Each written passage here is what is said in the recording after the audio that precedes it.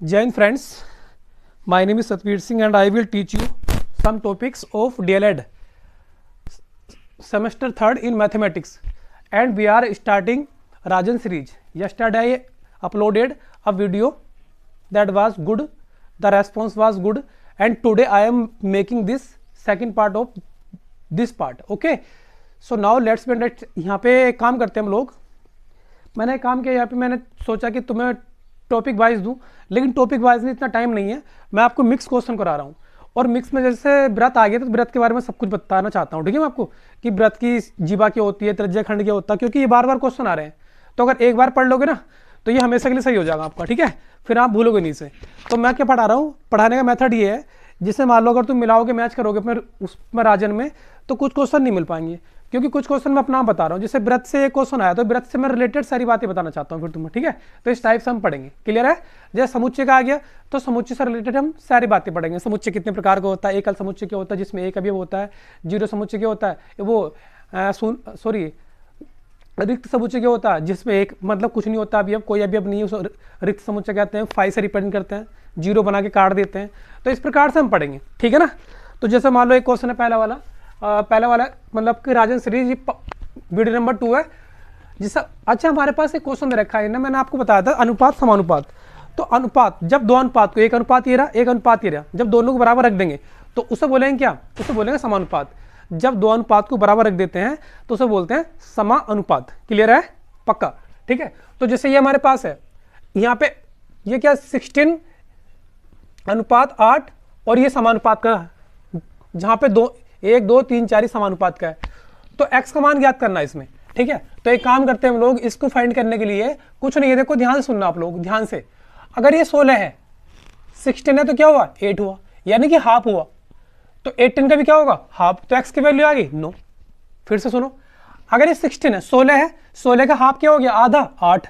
और 18 का हाफ क्या होगा? 9. तो x की वैल्यू क्या आ गई? 9. तो ये तो हो गया शॉर्टकट में. चलो मैं आपको वैसे बता देता हूँ लॉन्ग में कैसे करते हैं, लेकिन आपसे करना आ गया. ठीक है, चलो एक बात और बताओ. अगर मान, चलो पहले से कर लेते हैं. 16 बटे कितना, जो इस तरह से ना 16 अनुपात 8, तो ये जो ना लास्ट वाला इसके नीचे लिख रखा है, और इस साइन की जगह लगाएंगे बराबर, और 18 बटे कितना? x. ठीक है ना? अब इन्हें सोल्व कर लेते हैं. 8 के 8 दूनी 16. ठीक है ना?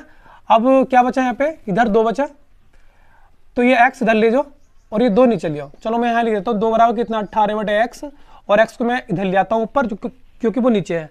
नीचे वाला ऊपर आता, ऊपर वाला नीचे आता. ठीक है, ये x इधर आ गया. x बराबर कितना? 18 बटे कितना? 2. 2 नम कितना आ गया? 18. तो x की वैल्यू क्या आ गया? इससे 9 आ गई है, जो मैंने बताई थी आपको शॉर्टकट में, तो वो आपको निकालनी आ गई. मुझे लगता है समझ में आ गया होगा. ठीक है, फिर से एक बार सुनो. 16 अनुपात 8 है और समानुपात 18 अनुपात x है. ठीक है, तो यहाँ पे 16 बटे 8 और बराबर लगा दिया 18 बटे x.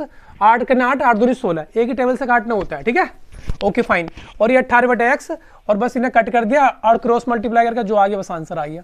ठीक है, लेकिन डायरेक्ट कैसे सोचते हैं? डायरेक्ट देखो, डायरेक्ट सोच सकते हो तुम, इसमें कोई दिक्कत नहीं है. डायरेक्ट में क्या रखा है देखो, जैसे मान लो 16 अनुपात कितना? 32 है, और ये समानुपात है.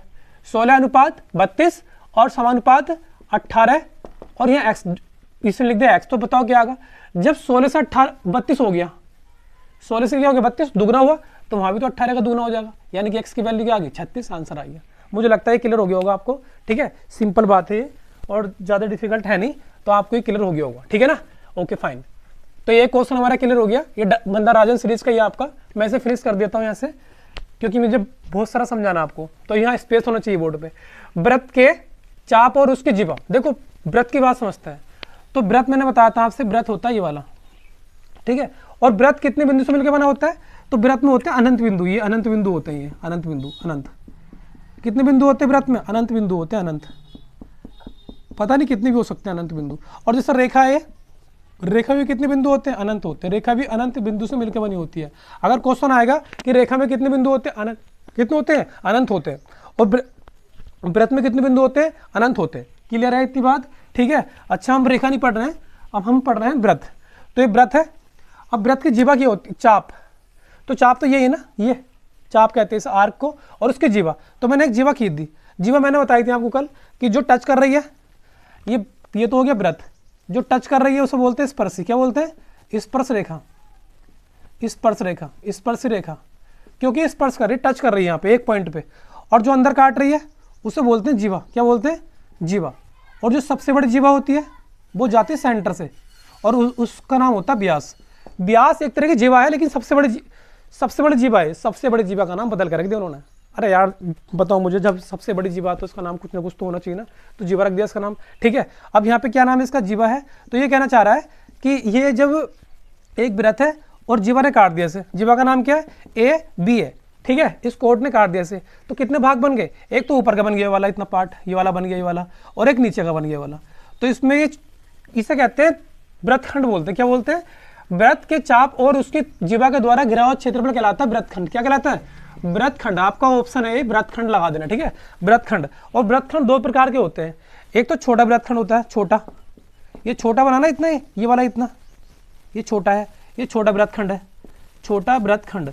और ये क्या बना? बड़ा वाला, इससे ऊपर को ये वाला पूरा इतना, ये वाला, इसे बोलते हैं बड़ा वृत्तखंड। बड़ा या बृहत बोल देते, बड़ा बृहत। बृहत का मतलब भी बड़ा होता है, बृहत वृत्तखंड। ठीक है ना, मैं फिर से बता रहा हूँ, जो टच कर रही है वो स्पर्शी, जो अंदर काट रही है उससे दो बिंदुओं पे, तो जीवा, और जो सबसे बड़ी जो सेंटर से जाती है जीवा, उसका नाम रख दिया व्यास। और ये क्या हमारे पास एक जीवा है, और जीवा जब काट देती है दो भाग कर देती है। देखो करे नहीं करे दो भाग, ये कर दे। देखो एक तो ऊपर वाला है, ऊपर वाला, और एक नीचे वाला, तो दो खंड बन गए। एक तो कौन सा? स्मॉल छोटा वृत्तखंड, और एक बड़ा वृत्तखंड। ठीक है ना, आपकी वाली बात तो क्लियर होगी मुझे लगता है। ठीक है, तो इसका आंसर क्या है? इसका आंसर तो क्या है? वृत्त के चाप हो गया, चाप, और जीवा द्वारा क्या बनता है? वृत्तखंड बनता है। अरे दो टुकड़े बन गए उसके वृत्त के, और क्या? उसे वृत्तखंड बोलते हैं। और वृत्त के चाप और त्रिज्या को द्वारा, आपके इन्हें बोला त्रिज्या को द्वारा, तो यहाँ पे त्रिज्या, तो त्रिज्या क्या होती है? ये होती है त्रिज्या। ये हो गया वृत्त, ये हो गया बीचों बीच केंद्र, और दो त्रिज्या मिला लो, ऐसे ऐसे ऐसे त्रिज्या होती है, यानी कि सेंटर से लेकर और यहाँ मिला देते परिधि। इसे क्या बोलते हैं? बाउंड्री को। बाउंड्री को हम कहते हैं परिधि।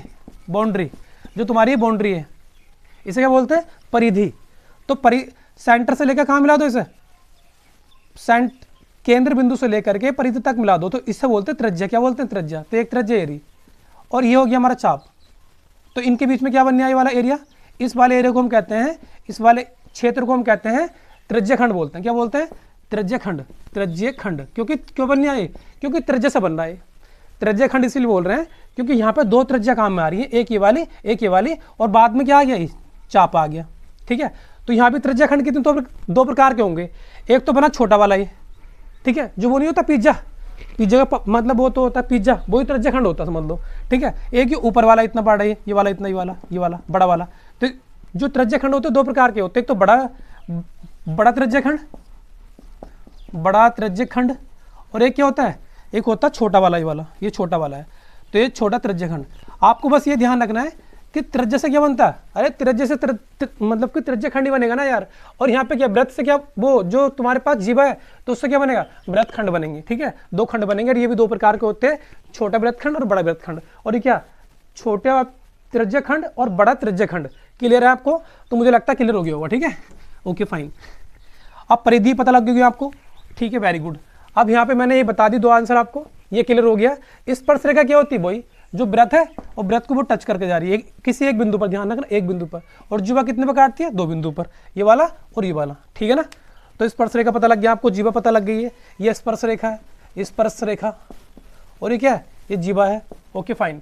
इसके बाद में आते हैं अस्पर्शरेखा। अरे देखो मतलब जो स्पर्श नहीं कर रही है, अस्पर्शी है, अस्पर्शी, यानी कि मैं काम करूँ वृत्त बनाऊँ और ये टच नहीं कर रही, ना तो ये जीवा ही है ना ये स्पर्श है, ये क्या है? ये है अस्पर्शरेखा। क्यों?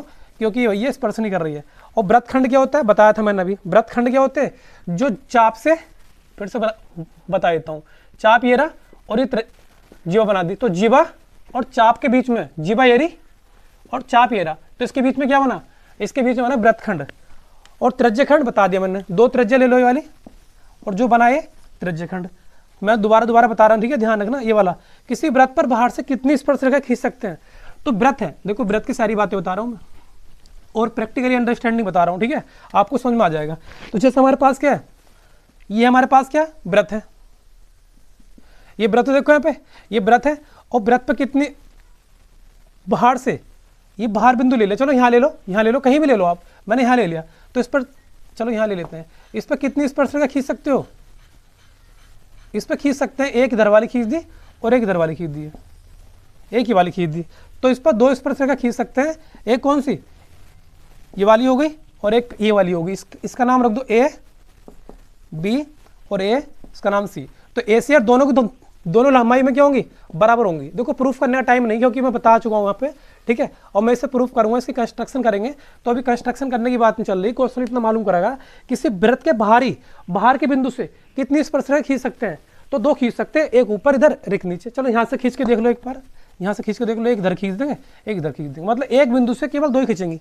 कभी सोचो इधर से दो खींच, इधर से खींचेगी, एक बिंदु की बात कर रहे हैं ना, एक बिंदु से कितनी खींचेंगी, ठीक है, ओके।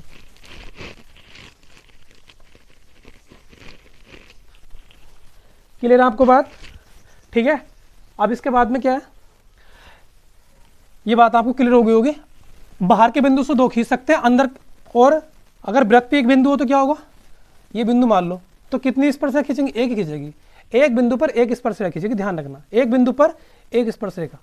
ज़्यादा भी खींच सकती हैं, ज़्यादा खींच सकती हैं, देख लो। इसका आंसर तो मुझे बताना कि वृत्त के जो बिंदु पर है, वृत्त पर स्थित बिंदु पर कितनी स्पर्शरेखा खींच सकते हैं। अगर मैं वृत्त के अंदर लूँ बिंदु, तो अंदर कैसे खींच जाएंगी, तो अंदर नहीं खींचेंगी। तो अगर तुमसे बात की जाए कि वृत्त के बाहर से कितनी खींच सकते हैं, दो। वृत्त के पृष्ठ पे आप खुद बताओगे, और वृत्त के अंदर कोई नहीं खींचेगी, जीरो, ठीक है, ध्यान रखना इस बात का, कोई स्पर्शरेखा नहीं। तो इनका आंसर पता लग गया आपको। चलो उधर आते हैं, 5xy plus 4xz plus 5x3, 5xy plus 4xz plus 5x3 का उभयनिष्ठ गुणनखंड है। उभयनिष्ठ का मतलब है जो सब में आते हो, उभयनिष्ठ का मतलब होता है कॉमन, जो सबके साथ हो। जैसे नमक है, सॉल्ट, नमक जो खाते हैं हम लोग, तो नमक सबके घर है, इसलिए क्या नाम रखा उसका नाम हमने उभयनिष्ठ। उभयनिष्ठ नमक कोई बोलता है ऐसे, नहीं बोलता ना, क्योंकि ये हिंदी नाम ऐसे होते हैं, ठीक है। तो देखो यहाँ पे उभयनिष्ठ कौन है, क्या x सब में, क्या y सब में, नहीं y सब में नहीं है, क्या इसमें z सब में नहीं है, लेकिन x सभी में है। देखो x सभी में है, नहीं है, यानी कि x सब में है। जब ये x सभी में है तो ये कॉमन हो गया, उभयनिष्ठ हो गया। तो इसका आंसर क्या लगाओगे आप, x, और y होता सब में, सभी में, जितनी भी टर्म है, जितनी पद है, तो y होता उभयनिष्ठ, z होता तो z होता। अब देखो पता लग गया आपको, तो इसका आंसर क्या है, x है, x इसका आंसर है पूरा पक्का। किसी घनाभ के कितने शीर्ष होते हैं, चलो घनाभ की बातें समझ लेते हैं। घनाभ होता है जैसा रूम है, तो रूम में लंबाई चौड़ाई ऊंचाई, क्या लंबाई चौड़ाई और ऊंचाई क्या तीनों बराबर हो सकती है, हो सकती है, लेकिन अगर बराबर हो सकती है तो उसे बोलेंगे घन, क्या बोलेंगे, घन। और जब बराबर नहीं है तो बोलेंगे घनाभ, क्या बोलेंगे, घनाभ। तो लंबाई चौड़ाई ऊंचाई अगर ये बराबर नहीं है तो क्या बोलेंगे, घनाभ बोलेंगे, क्या बोलेंगे, घनाभ। लेकिन अगर जब बराबर हो जाएंगी, सब बराबर, तो क्या बोलोगे आप लोग, उसे घन बोलोगे। लेकिन बात ये है, क्वेश्चन में मालूम, देखो एक बात की थी उसने शीर्ष की, लेकिन मैं तुम्हें सारी बातें बता रहा हूँ, शीर्ष, फलक, कोर, भुजाएं, ठीक है। अब जो भी आएगा कर देना आराम से। तो शीर्ष पहले हमें बनाना पड़ा है घनाभ एक, ठीक है, तो बताइए, तो घनाभ में, घन में अंतर बता दिया, घनाभ में भी तीन भुजा होती है, लंबाई चौड़ाई ऊंचाई, और इसमें घन में भी तीन भुजा होती है, लंबाई चौड़ाई ऊंचाई। लेकिन घनाभ में क्या होता है, लंबाई चौड़ाई ऊंचाई बराबर नहीं होती है, कोई छोटी बड़ी हो सकती है, ठीक है, लंबाई चौड़ाई ज्यादा बड़ी हो सकती है, कोई दिक्कत नहीं है। घन में तीनों बराबर होनी चाहिए, लंबाई बराबर होनी चाहिए, चौड़ाई के चौड़ाई बराबर इसके हाइट की ऊंचाई के। तो यहाँ पे शीर्ष कितने होंगे, तो घनाभ बना लो पहले आप लोग, ऐसे एक घनाभ बना रहा हूँ मैं, तो ऐसे बना लिया ऐसे, ठीक है। तो घनाभ के कितने शीर्ष हैं, 1 2 3 4 5 6 7 8, तो शीर्ष कितने होंगे इसके, 8। राजन जो प्रैक्टिस सेट है ना, इसमें जो है ना मतलब कि शीर्ष दे रखे 6, तो शीर्ष 6 नहीं होते हैं। अगर मतलब कुछ गलत हो तो बता देना आप मुझे, ठीक है, आप कमेंट कर सकते हो कि शीर्ष कितने होते हैं, क्लियर है, ओके। फलक कितने होते हैं, फलक का मतलब फेस, तो एक फेस कौन सा, इधर वाला, एक इधर वाला। अपना रूम देखो आप, कितने फेस है इसके, एक इधर वाला है, एक इधर वाला, 2 हो गए, एक ऊपर एक नीचे, 3 हो गए, 4 हो गए, और एक इधर वाला एक इधर वाला। गिन के देखना, फेस का मतलब है दीवारें कितनी है, फेस कितने हैं। तो जैसे मान लो ये है, इसके कितने फेस हैं, इसके कितने फेस हैं, इसके फेस है एक ये वाला, एक ये वाला, एक ऊपर वाला है, एक नीचे वाला, और एक ये वाला, और एक इधर वाला। कितने हो गए, 6 फेस हो गए। फेस कितने हैं, फेस मतलब फलक। कोर कितनी, कोर 12 होती हैं। कोर कैसे गिनते हैं, कोर गिनते हैं ऐसे, देखो 1 2 3 4 5 6 7 8 8 9 10 11 12, ये इस तरह से कोर गिन लेंगे, ठीक है, इसकी 12। ये कोई भी लेना आप घनाभ की चीज कोई उससे गिन के देखना। भुजाएं कितनी होती है? 3 होती हैं। भुजाएं कितनी? लंबाई, ये लंबाई है, ये चौड़ाई है और ये ऊंचाई है। लंबाई, चौड़ाई, ऊंचाई, ठीक है, और कोई नहीं होती, ध्यान रखना इस बात का। और ये कैसी फिगर है? ये है त्रिविमीय। कौन सी? त्रिविमीय, क्योंकि इसमें 3 दिशाएं, लंबाई भी, चौड़ाई भी, ऊंचाई भी है। ठीक है, ये वाली बात समझ में आ गई होगी आपको, मुझे लगता है ऐसा। ठीक है, आपको समझ में आ गया होगा। उसके बाद में क्या? परिमेय संख्या। परिमेय संख्या 3/5 से बड़ी संख्या है, 3/5 से बड़ी, यानी कि 3/5 से बड़ी बतानी है। तो एक काम करो, जो तुम्हारे आंसर है ना, इनके सब में बटे में 10 है, तो क्यों ना आप 10 बना लो इसके नीचे। तो मैं यहाँ इसको लिख रहा हूँ, 3/5 लिख लिया।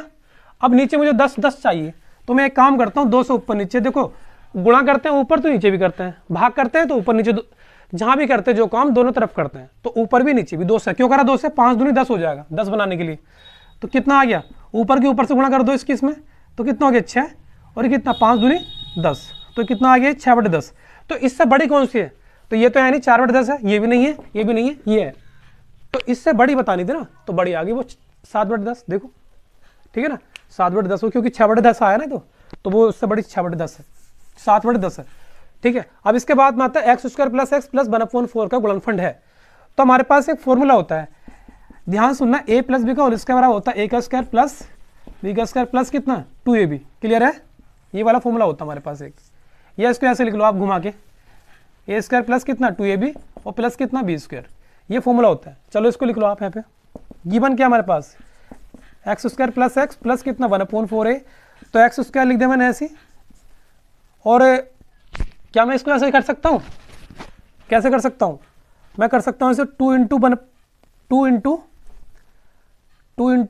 और x/2 कर सकता हूँ, 2 × x, ये गुणा का निशान है, ध्यान रखना, इंटू का मतलब गुणा लगा रहा हूँ मैं। ठीक है, 2 × x और इंटू 1/2। क्यों? 2 से 2 कट जाएगा तो बचेगा तो x ही, ये लिखा मैंने ऐसे। प्लस 1/4 है नहीं, तो 1/4 को 1/2 को होल स्क्वायर लिख सकता हूँ, क्योंकि खोल के वो आ जाएगा। अब ये बन गया a, ये a की जगह है, ये b² है, a² b², और बीच में क्या? 2a, और a की जगह क्या था? xb। तो फॉर्मूला किसका बन गया? a + b का होल स्क्वायर, a की जगह x है और b की जगह क्या है? 1/2, ये बन गया होल स्क्वायर। तो आपका आंसर कौन सा सही हो गया? इसमें से पहले सही हो गया। क्यों? देखो ध्यान से सुनो, ये दे रखा था उन्होंने, तो x² प्लस ये 1/4 है, तो 1/2 का होल स्क्वायर कर लिया, क्योंकि इसे खोलोगे ना 2 2 से 4 हो जाएगा। और यहाँ पे 200 मैंने ऊपर नीचे मल्टीप्लाई करी 2ab देखने के लिए, वरना दिखता नहीं। फिर ये a² + b² प्लस 2ab, ये वाला फॉर्मूला अप्लाई कर दिया यहाँ पे, और ये बन गया a + b का होल स्क्वायर। शॉर्ट में a की जगह क्या? x है, और b की जगह क्या? 1/2 है, और होल स्क्वायर। ये तुम्हारा आंसर हो गया फर्स्ट वाला। अब इसमें कुछ छोटे छोटे क्वेश्चन हैं, ये आप देख लेना बैक करके, अगर तुम्हें समझ में आ रहा हो। मुझे फिनिश करना पड़ेगा क्योंकि समझाना है। ठीक है, आगे थोड़ा स्पेस रखना पड़ता है इस बोर्ड पे। इसके बाद जैसे मान लीजिए ये वाला हमारे पास है रूट। देखो मैंने बताया था अगर तुम्हारे पास केवल ऐसे लिख रहा हो तो इसका मतलब वर्गमूल है, वहाँ 2 2 के जोड़े बनते हैं, यानी कि 2 लिख रहा, नहीं लिख रहा तो मतलब 2 लिख रहा है, समझ लीजिए 2 लिखता नहीं है। ठीक है, तो ये इसका क्या होगा? तो इसके फैक्टर क्या होंगे?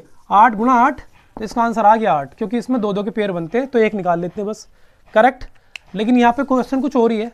यहाँ क्वेश्चन है माइनस का 64 है और ये 3, यहाँ पे घनमूल की बात कर रही है। 2 है तो वर्गमूल, 2 के लिए वर्ग, क्योंकि पावर 2 करते हो, और घनमूल के लिए क्या? 3। तो यहाँ पे क्या करोगे आप लोग? यहाँ पे आप करोगे कि ये अंदर है ना 3 के पेयर बनेंगे यहाँ पे, तो क्या यहाँ पे 4 - 4 - 4 - 4 लिख सकते हैं, क्योंकि यही आना चाहिए। देखो 4 चुक माइनस माइनस प्लस 4 चुक 16। ठीक है, ये आ गया। फिर माइनस प्लस माइनस हो जाएगा, और 16 चौका 64, वो आ जाएगा। ठीक है, अब यहाँ 3 के पेयर बनने, एक ही वाला 3 के मांग रहा, तो 1 निकाल लो बस, तो ये इसका आंसर हो गया। 3 में से 1 निकाल लेते हैं, ध्यान रखना यहाँ पे जो लिख रहा है उसके हिसाब से। ठीक है, चलो ठीक है, ये वाला खुद समझ में आ गया होगा। अब इसका आगे क्या है? √में 8 है और 3 है। इसका बताओ कैसे करेंगे? इसका हम करेंगे फैक्टर करो, चलो इसके यहाँ 3 लिख लो। फैक्टर क्या आएंगे? 2 × 2 × 2। अब तुम्हें तो पता ही है 3 लिख रहा है, तो ये 3 में से 1 निकलवाएगा, तो बस 2 आ गया आंसर इसका। ठीक है, अब इसके बाद में देखो क्या है? 64 है, 64 है, और यहाँ कितना? 3 है। तो फिर से इसके फैक्टर करो, 4 × 4 × 4, 4 चुक 16 चौका 64, 4 4 जा 16, 16 4 जा 64, तो बस इसका 1 आ जाएगा, क्योंकि ये 3 के पेयर बनवा रहे हैं यहाँ पे। इसका आंसर ये आ गया। ठीक है ना, ओके फाइन। अब देखो यहाँ इसका आगे एक क्वेश्चन हो रहा है, वो यहाँ पे तो घनमूल निकाला था, आपके घन की बात कर रहा है, घन की। तो घन ऊपर है तो जितनी पावर होती है उतनी बार लिख देगा ना, फिर गुणा कर लेकर। तो -4 गुणा -4 गुणा -4। तो पहले इन दो की करो, इन दो की करो पहले। क्या आगे बताओ, माइनस माइनस क्या होगा प्लस, और 4 चौक कितना हो गया 16, और गुणा कितना माइनस, ये माइनस, ये प्लस और ये माइनस क्या हो गया प्लस माइनस माइनस, और 16 चौके कितना हो गया 64। ये तुम्हारा आंसर आ गया। तो मुझे लगता है तुम्हें समझ में आ गया होगा। जैसे मान लीजिए और कुछ है, जैसे ये है, 2 की पावर 6, तो 2 की पावर 6 क्या होता है, कुछ 6 बार लिखो, 1 2 3 4 5 6। पहले इन 2 की गुणा करो, 2 दूनी 4, फिर जो आया इसमें करो, 2 दूनी 4 दूनी 8 दूनी 16 दूनी 32 दूनी 64। इसका आंसर 64 आ गया। ठीक है ना, ध्यान रखोगे आप इस बात का। ठीक है, ओके फाइन। अभी मैंने क्वेश्चन कर लिया, आपको बता दिए। ठीक है, और अभी मैं और बताता हूँ आपको।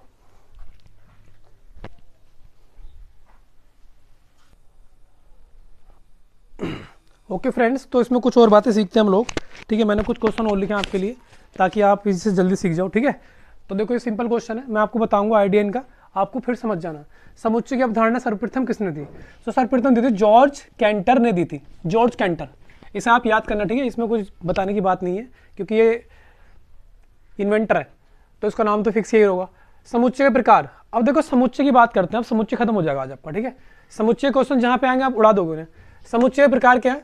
समुच्चय क्या होता है, मैंने कल बताया था आपको। समुच्चय क्या होता है, कोई वस्तु है उनका एक समूह, लेकिन वो समूह क्लियर होना चाहिए, डाउट नहीं होना चाहिए उसमें। जैसे मैंने मालूम किया संसार में 10 प्रिय एक्टर्स का नाम बताओ। प्रिय एक्टर्स मतलब जो ज्यादा एक्टर जो हैं, जो हीरो हैं, तो वो कौन है ज्यादा प्रिय? तो प्रिय किसी या कोई है, किसी या कोई है, वहां डाउट है, आप नहीं बता सकते हो। तो ये एक ग्रुप तो है लेकिन सेट नहीं होगा, समुच्चय नहीं होगा, ध्यान रखना। तो जितने ग्रुप है वो सारे, ये जरूरी नहीं कि वो सेट हो जाएं, हो जाएंगे सेट, समुच्चय हो जाएंगे, लेकिन शर्त ये है कि डाउट नहीं होना चाहिए उनमें। ठीक है, सुस्पष्ट सुव्यवस्थित होने चाहिए। ठीक है, क्लियर है? हाँ, समुच्चय मैंने बता दिया। अब समुच्चय प्रकार पढ़ते हैं। सीमित समुच्चय वो होता है जिसमें अवयव क्या होते हैं, अवयव। जैसे इसमें कितने अवयव है, a बराबर 1 3 5 7 9, कितना अवयव बताओ इसमें, 1 2 3 4 5, इसमें 5 अवयव है, जितने से भरे हुए एलिमेंट है। इसमें कितना अवयव है, 0। कितना अवयव है इसमें, क्योंकि इसमें कुछ है ही नहीं, ये रिक्त समुच्चय, रिक्त।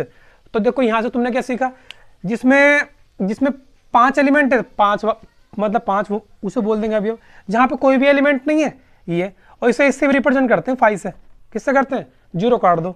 a बराबर कितना 1 2 3 4, इसमें कितने अवयव है, इसमें पता नहीं कहां तक है, इसमें क्लियर था 9 तक दे रखे थे, यहां तक कितने 1 2 3 4 डेड कर दिया। डेड का मतलब होता है अनंत, पता नहीं कहां तक, 100 200 400 करोड़, मतलब अनंत है। कितने अनंत है, अनंत अवयव, इसमें अनंत अवयव, ध्यान रखना इस बात का। बैंक सर्वाधिक ब्याज देता है स्थायी जमा खाते पर देता है, स्थायी जमा खाते पर, क्योंकि चालू खाते पर ऐसे नहीं दे सकता, क्योंकि पैसे निकालता रहता है।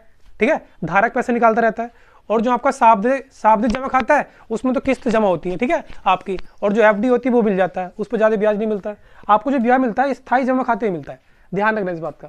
सीमित क्या होता है, सीमित समुच्चय जहां पे अवयव क्या होते हैं, एक निश्चित होते हैं, जैसे 1 2 और 3 अवयव है, फिक्स है, सीमित हो गया, सीमा में रह गया, अपनी सीमा में। और असीमित का मतलब क्या है भैया, असीमित का मतलब ये हो गया कि 1 2 3 और डैश करके कितने भी हो सकते हैं, असीमित है, पता नहीं कितने। एकल क्या होगी, एकल समुच्चय जिसमें केवल एक अवयव हो, जैसे मान लो 2, ऐसा नहीं केवल एक ही होगा, एक मतलब ऐसे कुछ भी हो लेकिन बस सिंगल एलिमेंट होना चाहिए, सिंगल। तो एकल अवयव, एकल बोलेंगे उससे, एकल नाम से पता लग रहा है, कोई दिक्कत वाली बात नहीं। रिक्त तो बताया मैंने अभी, कोई अभी कुछ नहीं होता उसमें, या 5 बोल दो से। यूनियन क्या होता है, तो सीमित जहां पे अवयव फिक्स है, और असीमित जहां पे पता नहीं कहां तक जा रहे हैं। एकल जिसमें कोई अवयव, वो जिसमें अवयव है एक, कुछ ही मान लो आप, 2 मान लो, और रिक्त जिसमें कुछ नहीं है। यूनियन क्या होता है, देखो यूनियन मैंने कुछ क्वेश्चन लिए, यूनियन का साइन होता है यूएसए, और इंटरसेक्शन का होता है ये, इसमें लेते हैं सब, इसमें ओल ले लेते हैं, ओल सभी ले लेते हैं, लेकिन जो रिपीट में वो छोड़ देते हैं। और इंटरसेक्शन में केवल कॉमन लेते हैं, कॉमन वाले, कॉमन मतलब जो कि सभी में है। तो चलो यूनियन का मतलब होता है सभी को जोड़ देते हैं, ओल ले लेते हैं। चलो देखते हैं, निकालते हैं इसका यूनियन। ए बी दे रखा 2 समुच्चय, यूनियन निकाल दो इसका, ए यूनियन बी। तो इसमें 4 भी ले लोगे आप लोग, 5 भी ले लोगे, 6 भी ले लोगे, 4 5 6 ले लो आपने। अब यहाँ पे स्टार्ट करो। एक लिया अभी तक इसमें नहीं लिया, एक भी आ गया, दो भी आ गया, तीन भी आ गया, चार पाँच पहले से ही हैं। जो आपके चार पाँच है ये पहले से ही हैं। तो जो पहले से ही होते हैं तो वो नहीं लिखते हैं, ध्यान रखना, रिपीटेशन अलाउ नहीं है, ठीक है। ये निकाल दिया आपने, ये निकाल दिया आपने यूनियन। क्या निकाला? यूनियन, यानी किसे बोलते हैं संघ समुच्चय। और एक होता है इंटरसेक्शन, ऐसा वाला। इंटरसेक्शन में कॉमन लेते हैं। कॉमन कौन कौन से आ रहे हैं इसमें? एक 4 आ रहा है, एक 5 आ रहा है, 4 4 के साथ, 5 5 के साथ, यानी कि कॉमन केवल इसमें 4 और एक 5 है, बाकी नहीं मिल रहे कॉमन, ठीक है। तो ये हो गया आपका प्रतिच्छेदीय उभयनिष्ठ समुच्चय। क्लियर है आपको? अच्छा, इसके बाद में बैंक लॉकर की जानकारी होती है बैंक लॉकर धारक को। एक बात बताओ, बैंक लॉकर की जानकारी किसकी होगी? मतलब बैंक में जो है ना कुछ लॉकर रखे होते हैं, और लॉकर इसलिए होते हैं ताकि आपका कुछ वैल्यूबल चीज़ है, आपकी कुछ वैल्यूबल चीज़ है, जैसे ज्वेलरीज हो गई हैं, ज्वेलरीज उनको कहीं रखना, आपको आभूषण कहीं रखने, तो उसके लिए आपको बैंक एक सर्विस प्रोवाइड करता है, उसे बोलते हैं बैंक लॉकर। तो बैंक की लॉकर आपकी उसमें दो की होती है, एक तो मिलती है धारक को। धारक कौन है? अरे जो अकाउंटेंट, मतलब जो अकाउंट खुलवाया जिसने, जैसे मतलब कि हम लोग, और जो वो हो गया बैंक वाले हो गए, ठीक है। तो एक तो की होती है बैंक वाले के पास और एक होती है आपके पास। जब आप जाते हो तो वो बाहर वाली की खोल देता है और अंदर वाली आपके पास होती है। तो बैंक लॉकर की जानकारी किसको होती है? ओनर को होती है, ओनर को, जो मालिक होता है, जिसने जैसे कि आप लोग खुलवाओगे तो आप उसके ओनर होगे। तो बैंक लॉकर की जानकारी बैंक लॉकर के धारक को होती है।